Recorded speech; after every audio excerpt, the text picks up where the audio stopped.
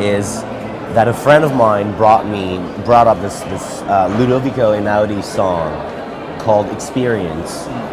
And when I heard the song, it really touched me, and it made me think of a scene for whatever movie, I didn't know what it would be, of a woman who is dreaming the life she will never have, dreaming the future, thinking of the future, a bit of la 6 Feet Under, the finale. And then I wrote that scene, and around that scene, I wrote Mommy. And I knew that Anne would be the mother. I knew that I wanted to do the movie in French, and Anne, it had been 5 years since Anne and I had not been working together. Well, we've been working together in little parts in my movies, because I always wanted to keep the connection, and we thought it was funny, but it was nothing as substantial as I killed my mother, and then came Mommy. So that's how Mommy came about. Shot in a very unusual aspect ratio of like a perfect square that's 1 by 1. So I was wondering which came first, sort of the story and the characters, or the sort of aesthetic realization that you wanted to film the film in this sort of unusual format? When I shot the music video College Boy, it was in 1:1. And it was my cinematographer's idea. He was very excited at the idea, the thought of filming in that very peculiar aspect ratio. I was like, it's a music video, we can do whatever we want, have formal explorations and then try and then, anyway. But the fact is that I realized that it did real nice portraits. And as a matter of fact, it's the first aspect ratio to have ever been used as a, correct me if I'm wrong, but it's the first aspect ratio that people ever use. That 1:1, 6 by 6 is just, and it does really give this portrait thing of head, shoulders. It really frames the face, and I was struck by how humane and personal and intimate it was. People, I think, believe that I did that to imprison the characters or to make the movie feel suffocating. I never really thought of that. It really was about just focusing on the eyes and characters, and that was my only idea with that. But was it a challenge to sort of compose the other shots in the film that aren't like close-up or focus on facing? It was sometimes a challenge, yes. I mean, especially if we were all three of them, sorry, in the shot. Sometimes to get everybody in, it was a challenge, but the film has a very sort of interesting soundtrack with a lot of sort of music from the 90s. What was the process of selecting the songs you used in the film?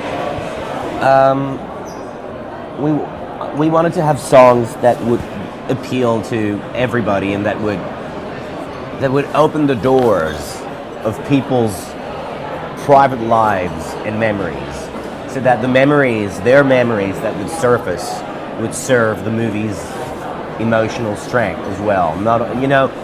When you hear a song like Wonderwall from Oasis, I think you can't help but think about your own life and think about the moments when you've heard that song.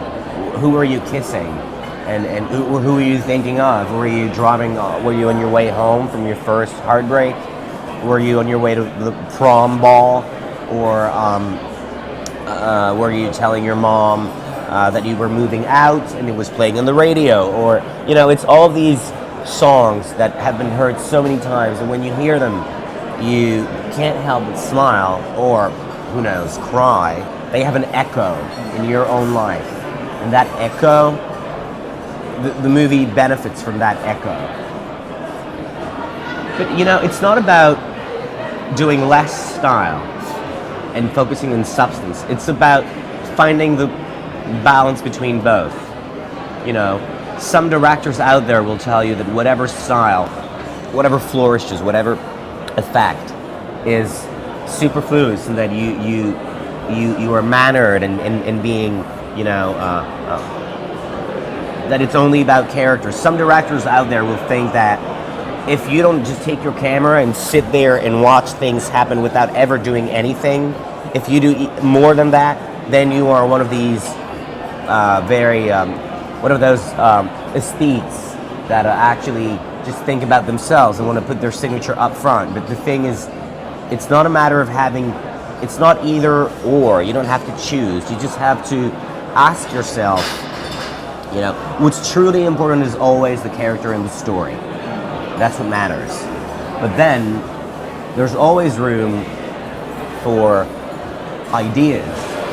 Do you ever get tired of your career being sort of defined as you're sort of as a wunderkind? That's been sort of part of your narrative since you were. Can I be very honest with you? Yeah. I don't really care about those labels. And I'm not tired about people mentioning it. I'm tired about people asking me about it. Because I have nothing to say about it. It's just, those are just words. It's just, what can I say about it? You know, if I comment it, it's then it becomes pretentious. If I ignore it, it becomes, you know, how can I deal with that? And it's like people asking me, you've made 5 films and you're 25 years old. What? Like, you know, next year is going to be 26 and the year after is going to be 27. He has il a développé Dis-le en français, je vais le un traduire. langage cinématographique beaucoup plus pur, beaucoup plus précis. He's, she says that I have, that's a little weird, she says that I have developed, well, those are her words, that I have developed a more precise and pure and more simplified cinematic language and grammar.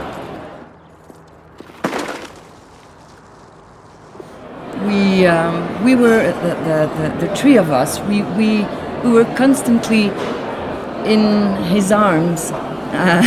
You know, he's very protective director. Very, he loves so much actors and acting in general. So he protects us, but he's very exigeant. He's very demanding. He's very demanding, and that's what we want as actors. I think what was important and what the actors really achieved well was to walk a line for the entire movie. All characters are very, very different from one another, and all 3 actors walked the line, the precise line of their own characters from beginning to end, without ever breaking out of character.